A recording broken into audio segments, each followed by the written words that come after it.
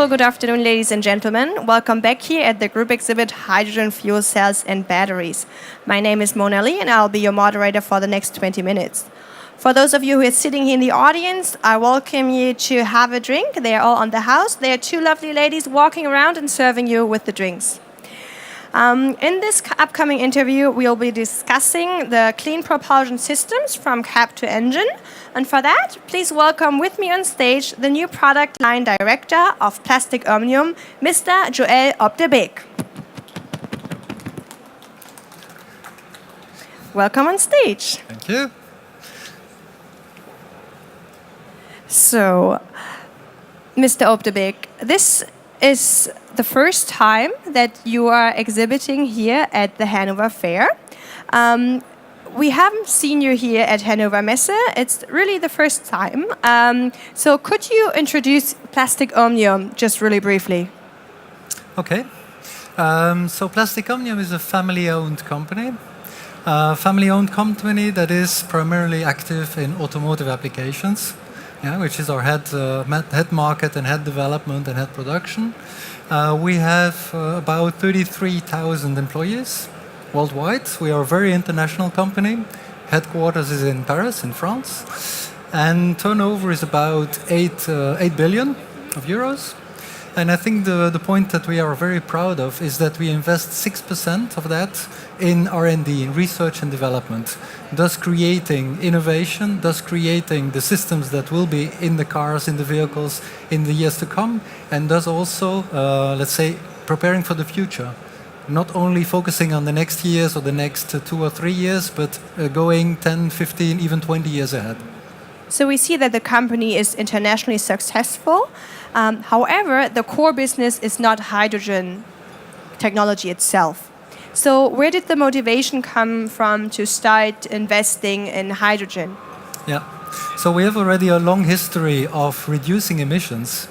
An illustration to that, for instance, is that we have worked on exhaust system improvements, on combustion engines.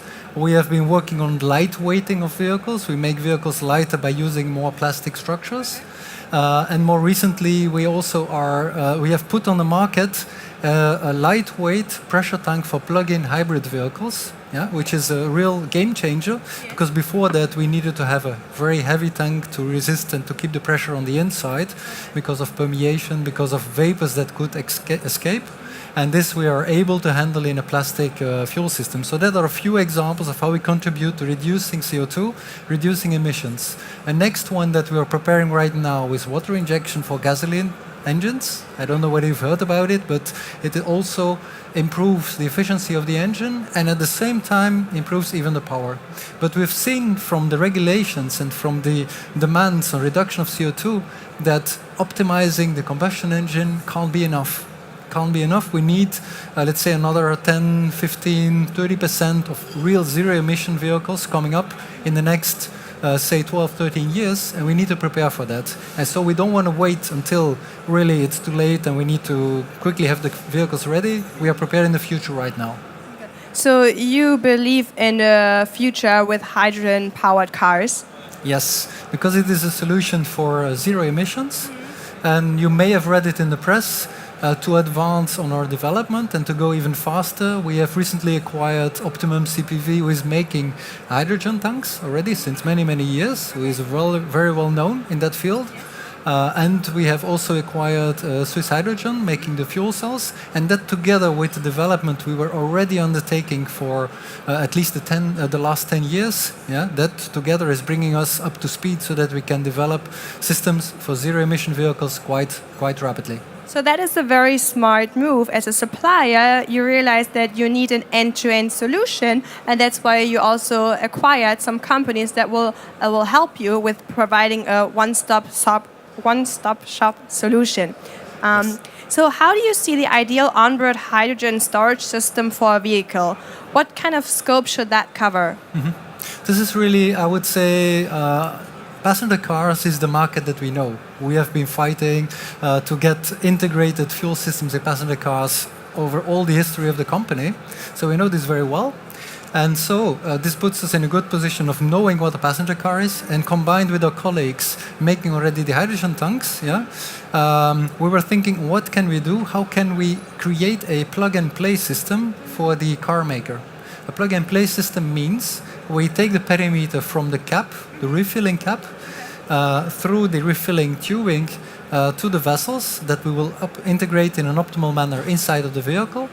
We take everything which is pressure control, everything which is sensors, everything which is diagnostic, strategies, all that we take in hand, because the passenger car market requires a plug-and-play, an all-up integrated system to be developed. This has traditionally been the case in traditional vehicles. We take the same approach to prepare for the future, and therefore we are making, let's say, a 700 bar systems, completely integrated with ability to have a range of even 700 to 800 kilometers like today, and this completely covered by one system that we develop as a whole. I see.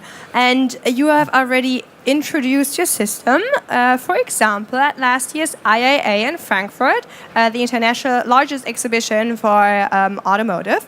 Plastic Omnium showcased its zero-emission mobility vision for 2030. You even had a mock-up vehicle on display. So what do you see as the main challenges for wide deployment of zero-emission mobility? And how does your vision cope with these challenges?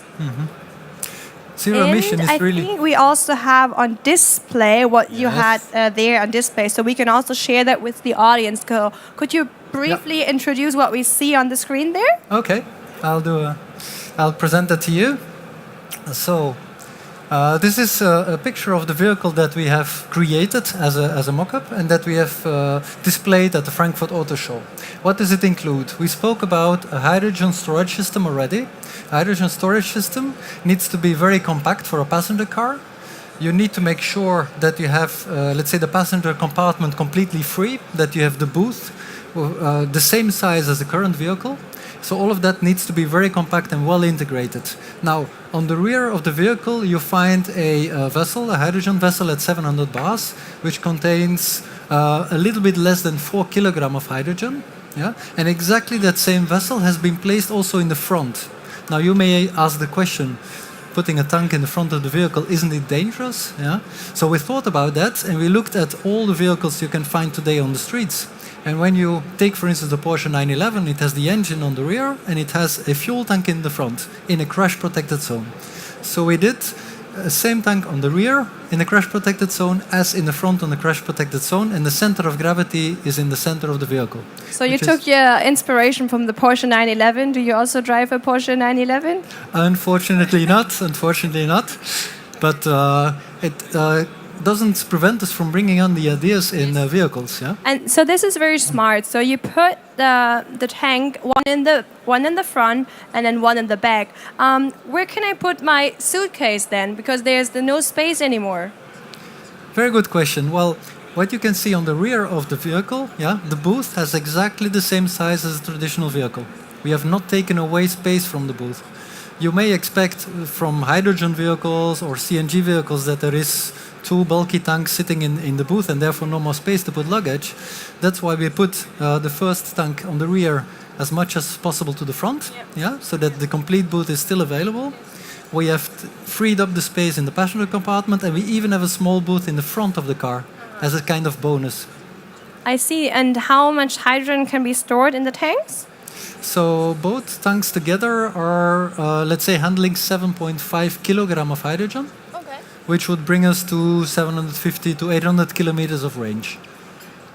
That is really not bad. So I can drive here from Hanover down to Munich?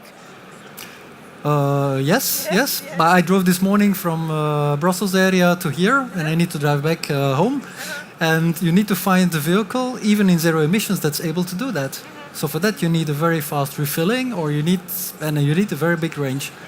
So for us, the key to success of zero-emission mobility is to be able to have what you have today in your traditional vehicle and take the best of all the worlds and have zero emissions. But how can we integrate this system with 2 tanks in the cars that are produced in, for example, in Germany already?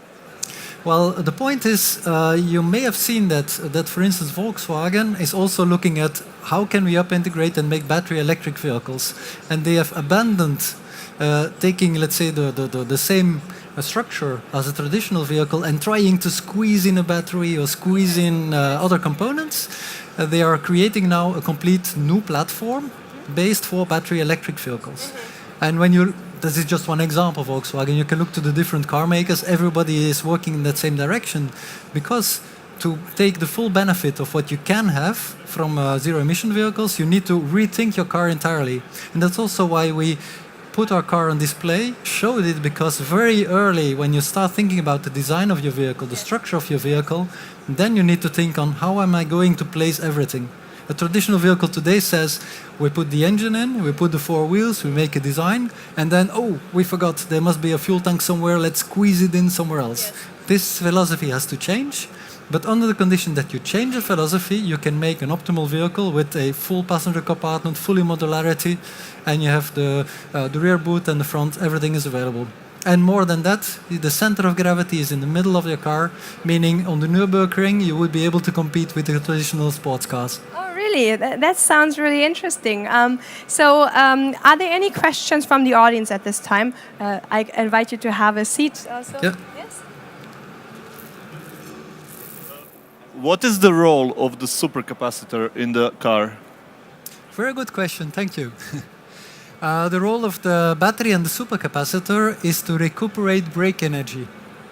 When the car is driving, it has a certain kinetic energy. When you brake it, the nice thing about the fuel cell is it can generate electricity, but it cannot store electricity.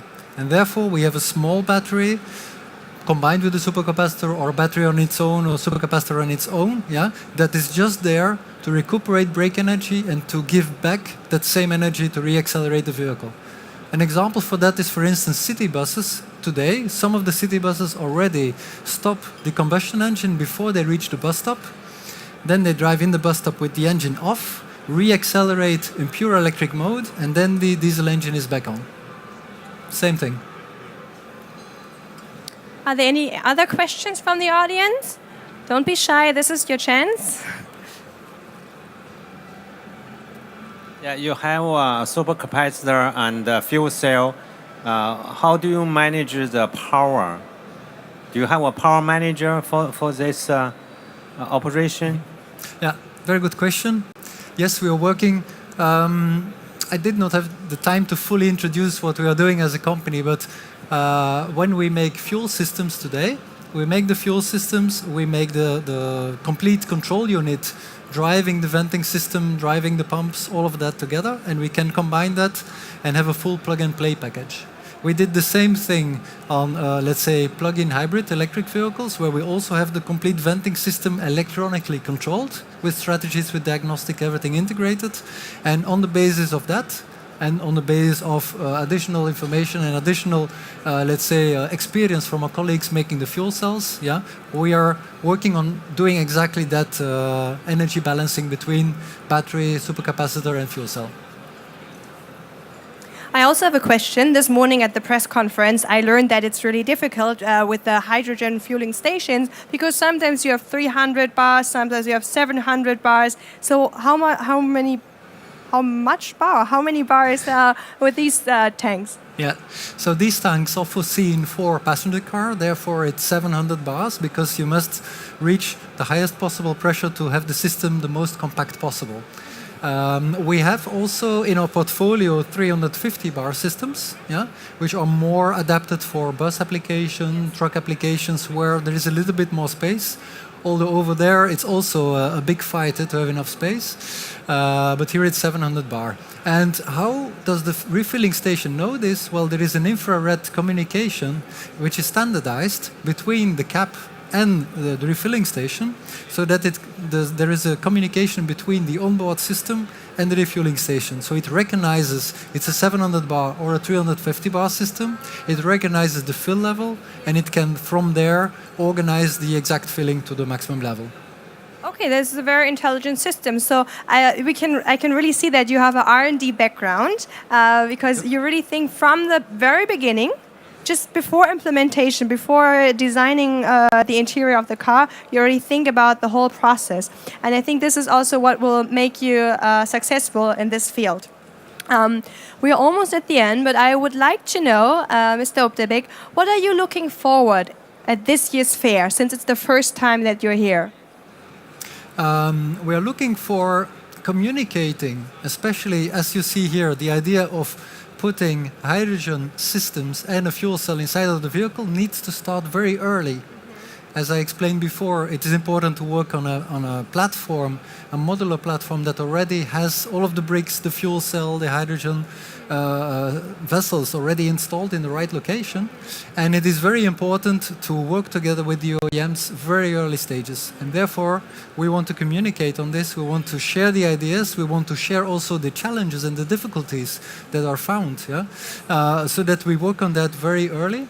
And this is, let's say, one of our main focuses on this fair. Thank you very much. This was Mr. Beeck from Plastic Omnium. If you would like to see the compression tank, this is also exhibited at the booth. Which is your booth number? It's B77. All right, it's B77. It's right across the corner. And once again, thank you very much. Thank you.